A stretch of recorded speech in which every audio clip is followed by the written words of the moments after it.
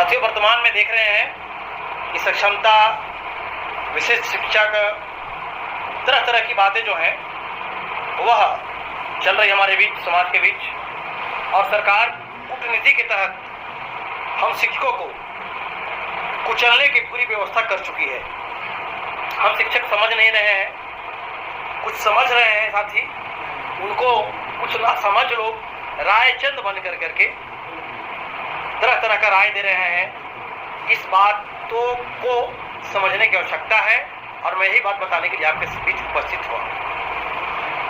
तो सबसे बड़ी पहली बात है कि आज जो कुछ रायचंद लोग राय दे रहे हैं कि संगठन क्या कर रहा है, संगठन उस दिन से कहा था। अरे संगठन, मैं दावे के साथ कहता हूं, यदि संगठन नहीं होता तो आज बिहार में नियोजित शिक्षकों का नाम नहीं होता। तो विश्वास नहीं है तो अदर स्टेट का इतिहास उठा करके देख लीजिए। वर्ष 2003 से जब 1500 रुपया था, 50,000 रुपया किसने पहुंचाया?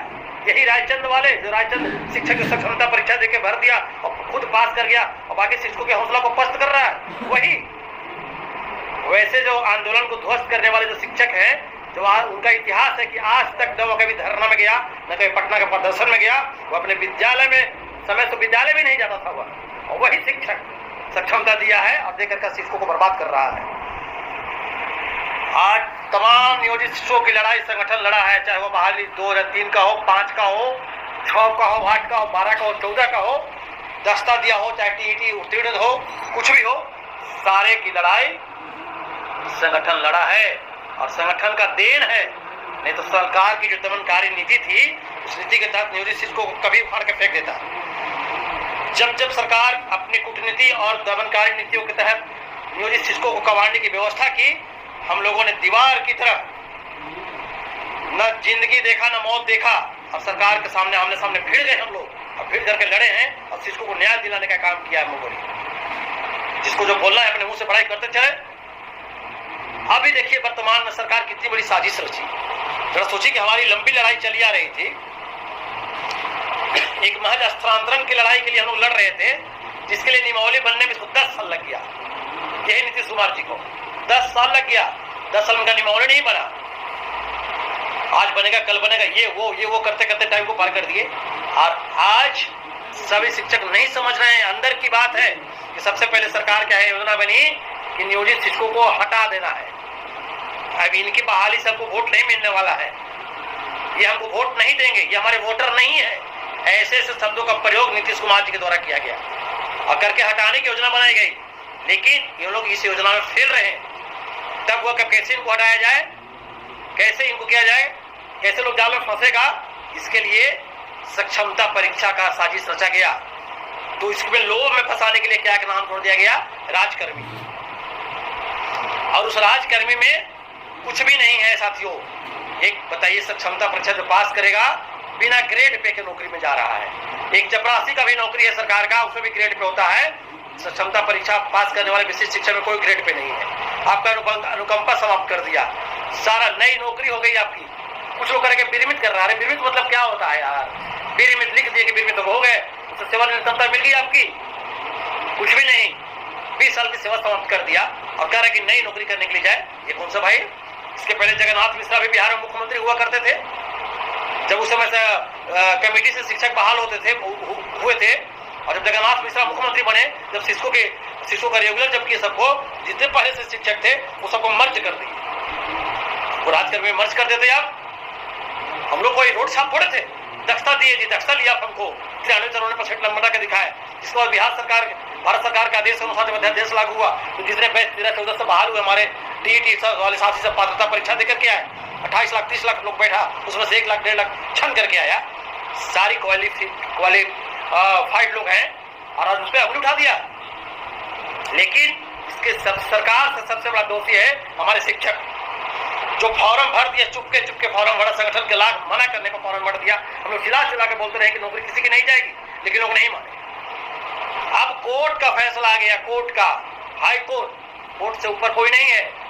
अगर फिर भी कोई डाउट है तो उदाहरण बता रहे हैं कि अगर कोर्ट के फैसला में भी जरा सा सुराग रहता तो के पाठक जब तक सुप्रीम कोर्ट का दौड़ लगा देते हमारे फैसले के विरुद्ध। लेकिन कोर्ट शिक्षकों के सम्मान में सारे नियमावली को याद रखते हुए और यह स्पष्ट कर दिया कि एक भी शिक्षक रहेगा तो नियोजन इकाई चलता रहेगा 60 साल तक। किसी को जबरदस्ती आप नहीं कर सकते, जिसको मन है वो जाए वहां नया नौकरी में विशिष्ट शिक्षक, अति विशिष्ट शिक्षक बन जाए। जिसको मन नहीं है इसके साथ जबरदस्ती नहीं कर सकते हैं, नियोजन इकाई में बना हुआ रहेगा। अब इसमें भी लोग तरह तरह का अफवाह फैला रहे हैं। शिक्षकों को जो रायचंद्र जो बने हुए हैं खुद तो फार्म भर दिया, अब शिक्षकों क्या राय दे रहा है कि आप लोग को भी नियोजन इकाई में नहीं रहने देगा, हटा देगा वहां से। कैसे हटा देगा? हमारा ऐच्छिक स्थानांतरण नियमावली में है, उसी नियमावली पर फैसला दिया है हाई कोर्ट, और हमारा ऐच्छिक स्थानांतरण है। अब कहां से हटा देगा? हटा देगा, आदेश निकाल देगा। सब कुछ पाठक दिए हैं क्या? कोर्ट सुपर पाठक दिए हैं। शिक्षक जब तक पाठक जी का आदर किया, अब कोई आदर नहीं। हम लोग सब कुछ करने के लिए तैयार हैं। इसलिए जो साथी फॉर्म नहीं भरे हैं वह बिल्कुल सुरक्षित हैं और आप अपने घर में हैं, आपको सब कुछ मिलेगा। कोई ऐसे राय चंदों के राय में मत फंसिए, फिर तरह तरह के राय दे रहे हैं। जो है जहां जो परीक्षा नहीं दिए हैं वह हमेशा सीनियर रहेंगे, आपको सारे नियमावली के तहत सब कुछ मिलेगा, आपका वेतन हमेशा ऊंचा रहेगा। यह चीज पता चलेगा 3 साल के बाद, अभी नहीं 3 साल के बाद पता चलेगा फॉर्म भरने वालों को, परीक्षा देने वालों को। तब पता चलेगा, आएगा संगठन के पास लोग, संगठन बस अब उसी का चलेगा जो फॉर्म नहीं भरा, जो परीक्षा नहीं दिया। अगर पता चले फलाने परीक्षा दे दिया है, उसकी मौत पे मैं शोक भी नहीं मनाऊंगा, क्योंकि बहुत बड़ा दुष्ट है के लोग जब सब कुछ मिलने का समय आया, लंबी लड़ाई का जब रिजल्ट निकलने का समय आया, तो चंद गद्दारों ने फॉर्म भर के परीक्षा देकर के हमारे आंदोलन को कमजोर करने का काम किया है। हम लोग सरकार को चेतावनी दे रहे हैं कि विधानसभा का चुनाव आपका है। अभी तो जब कोर्ट फैसला दिया नियोजित शिक्षकों के हित में, तो विजय चौधरी जी 3 दिन तक अखबार में चिल्ला चिल्ला के बोले हम सरकार हारी नहीं है। हम तो पहले ही बोल रहे थे कि जिनको फॉर्म दे भरना है भरे, बाकी किसी को जबरदस्ती नहीं कर रहे हैं। अरे यार, हम लोग राष्ट्र निर्माता हैं, शिक्षा हम बांटते हैं, और आप हमको सिखाइए कि आप क्या बोले थे। आपको जब यही बोलना तो क्यों नहीं कोर्ट जाने से पहले ही बोल दिए थे, आप पत्र निकाल देते। आपके के पाठक तो दिन भर में 72 को पत्र निकालते हैं, सीनियर विधान वालों की तरह पत्र निकलवा देते। और यहाँ ऐसा कोई नहीं है, लेकिन कोर्ट के फैसला के बाद सरकार डर गई। अब क्या करेगा विधानसभा चुनाव में? शिक्षक साथी अभी भी मौका है, जो सक्षमता का फॉर्म भर दिए हैं। अगर अभी भी आप में जरा जमीर बचा हुआ है तो सावधान हो जाइए। 6 महीने बाद लोकसभा विधानसभा का चुनाव है। लोकसभा के चुनाव में तो शिक्षक और उसके सब परिवार, उसके हित नाता जो ठाने हैं मन में, वो दिखाएंगे। रिजल्ट 4 जून को आ जाएगा। बाकी 6 महीने बाद विधानसभा चुनाव शुरू हो जाएगी। सब कुछ मिलेगा आपको, सब कुछ। क्यों बर्बाद करने में तुलो यार? क्यों बनी बनाई लड़ाई को क्यों खाने में लगे हो? सोचो साथियों, किसी की नौकरी क्यों जाएगी? सब कुछ बुलंद है कोर्ट से, सब कुछ ठीक है। इसलिए जो भी साथी अगर फॉर्म भर दिए हैं, हमारी बात को सुनकर के जरा सा भी आपको जमीन जगता है तो आप अभी से भी काउंसलिंग नहीं कराइए। देखिए सरकार पे कितना बेचैनी है काउंसलिंग कराने के लिए। सोचिए ना कितना बेचैनी है कि अभी आचार संहिता चल रहा है, एक तरफ काउंसलिंग नहीं हुआ है। कोई भी फैसले का जब 90 दिन का जो समय होता है कि उसका अनुपालन करना है, अभी देख रहा है कि समय आ जाएगा कोर्ट का, तो अवमानना तो ऑटोमेटिक हो जाना है इन पे। तो जल्दी जल्दी जितना को ढकेल लो, ये कोशिश में लगी हुई सरकार। अब बिचौली हमारे शिक्षक भड़काने में लगे हुए शिक्षकों को। इसलिए तमाम साथी जो तमाम शिक्षिकाएं बहनें जो नहीं भरे हैं फॉर्म, वह बिल्कुल निश्चिंत रहे। फॉर्म नहीं भरे, अभी 8वां वेतन आएगा, 7वां वेतन तक पहुंच गए हम लोग। 8वां वेतन आएगा, पूर्ण रूप से नहीं देगा।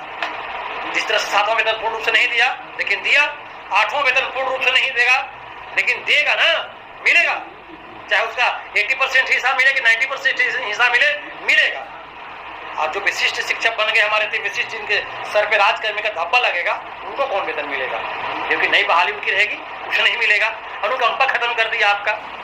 हमारे मरने के बाद हमारे पीछे में हमारे जो परिजन का 2 रोटी का सहारा था, वो भी छीन लिया विशिष्ट शिक्षक ने राजकर्मी का दर्जा का नाम देकर के। एनपीएस क्या है भाई?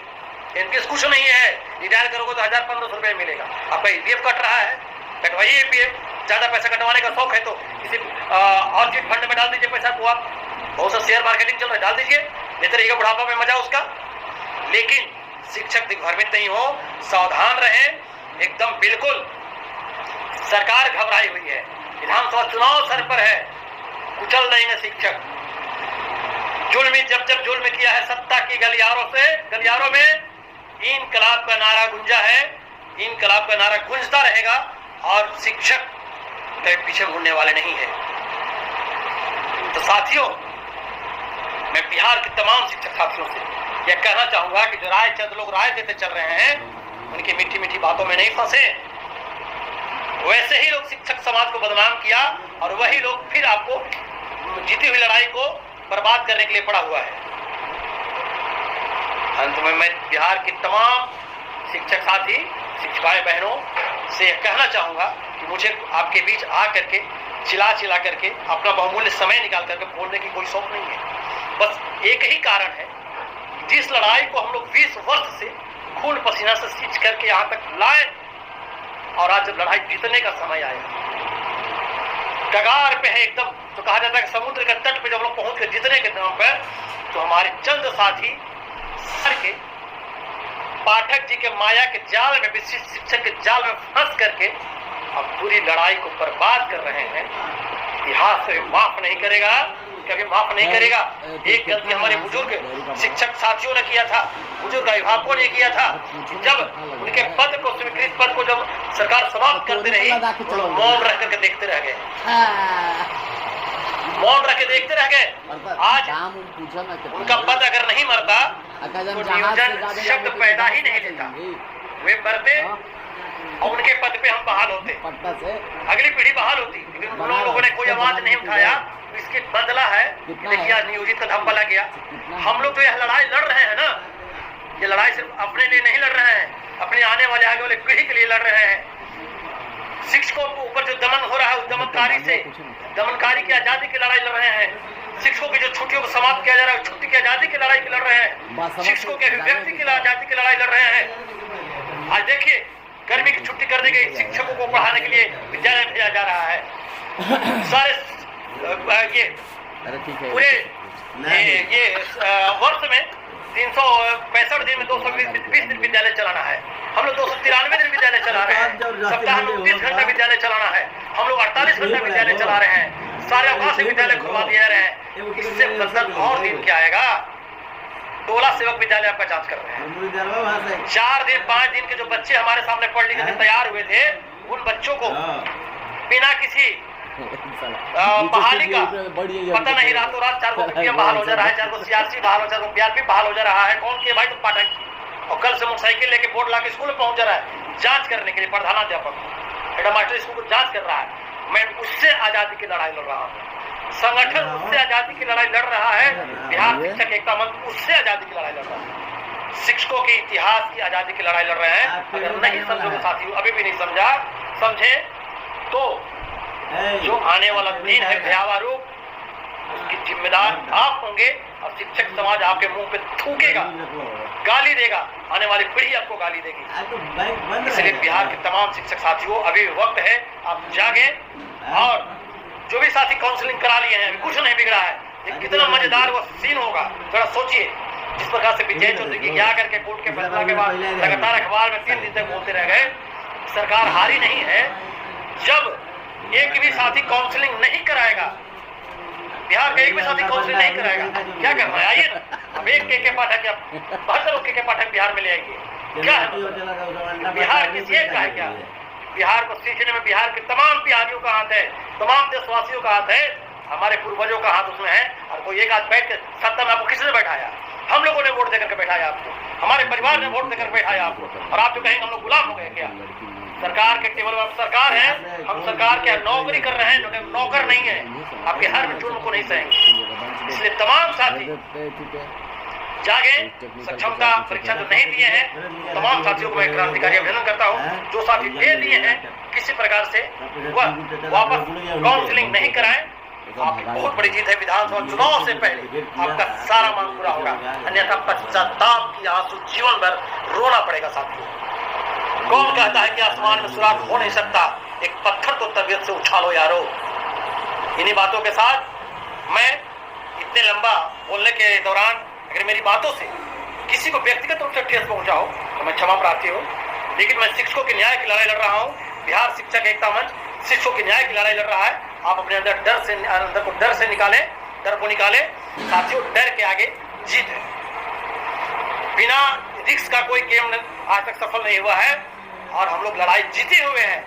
95% लड़ाई जीते हुए, 5% बचा हुआ है।